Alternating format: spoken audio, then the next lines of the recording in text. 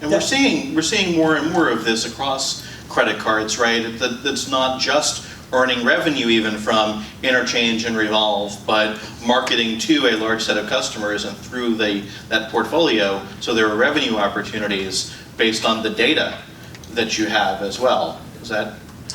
Yeah, I mean, I think you have to be very careful about like revenue opportunities, because ultimately, like, you care about, you know, your like monetizing. Like, we don't monetize our data at all. Like, we don't earn any money on our data because we care about our customers, and they're the ones that are, you know, it's their data. So we don't make any money on that, but we use that data to figure out what would be most valuable to them, right?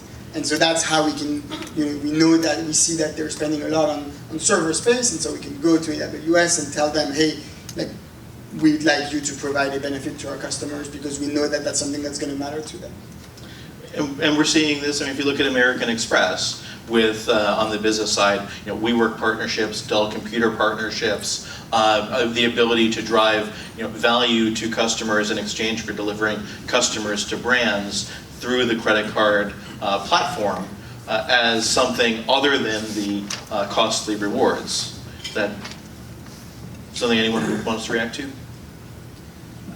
I think one thing that would be helpful to distinguish is between customer acquisition and retention. I think those efforts work extremely well from a retention standpoint.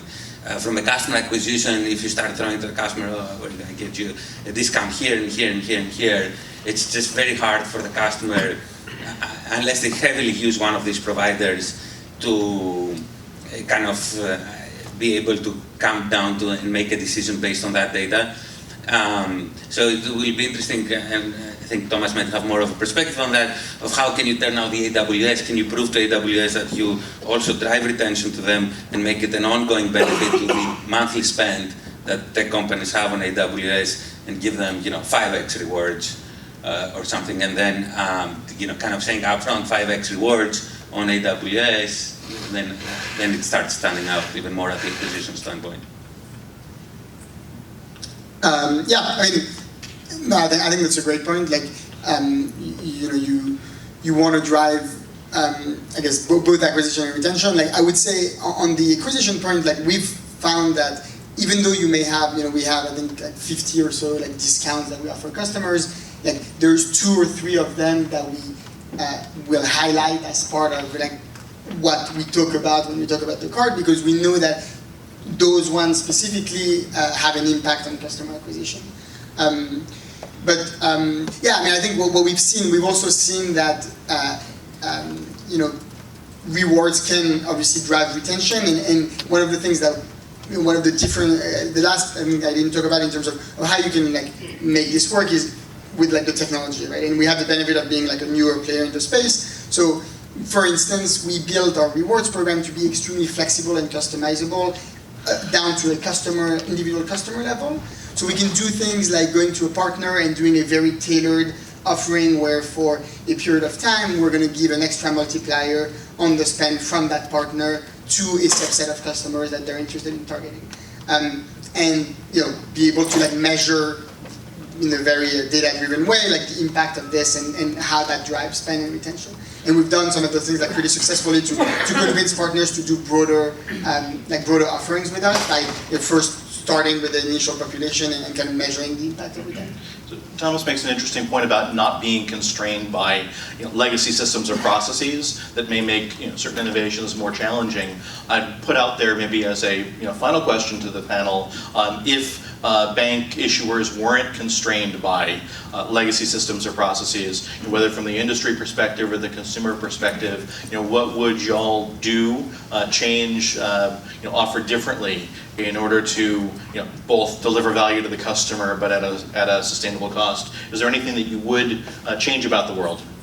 Well, I'd say companies like Brex are quite flexible, right? And customizing offers in concept makes a lot of sense. It's really hard for big banks to do that, right? To Gary's point, it's legacy technologies, it's huge infrastructure, opportunity cost of where I spend my tech resources, compliance, all that stuff takes so much time at a bank, where a company like Like Brex doesn't have to focus all that energy on that stuff. They could build platform from scratch. They can customize offers. And one thing that you can do when you're small is scale in a small way some of these offers, like an AWS offer.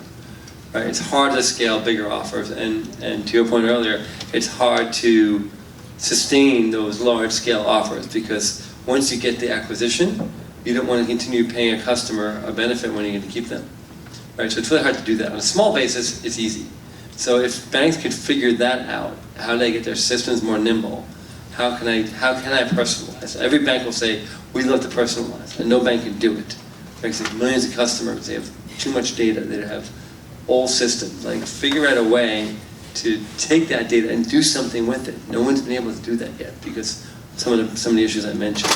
And if you could do that in a customer-friendly way, you could be a huge winner in the space because you're doing something nobody else is doing. Nobody's doing customized data, right? I mean, yeah, Brex is, but Brex is small, right? Brex is never going to be Amex corporate code, right? Things like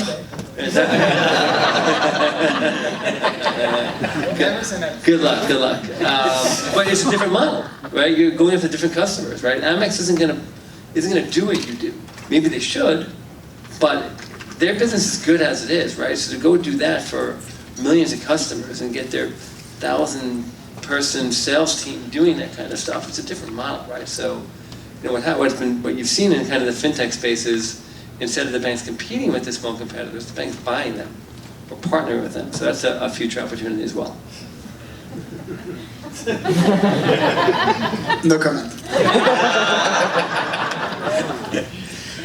No, so I think I agree with Gary, except the Amex corporate versus Brex comment. I think micro-segmentation, full personalization from the underwriting to the marketing cost, how much you pay your partners, to the reward structure is going to be the key to success.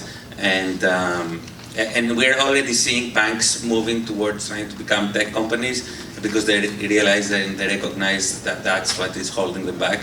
So I think that's where we will see everyone trying to move towards full personalization at the individual level, starting from the acquisition cost and ending with retention offers and customer experience.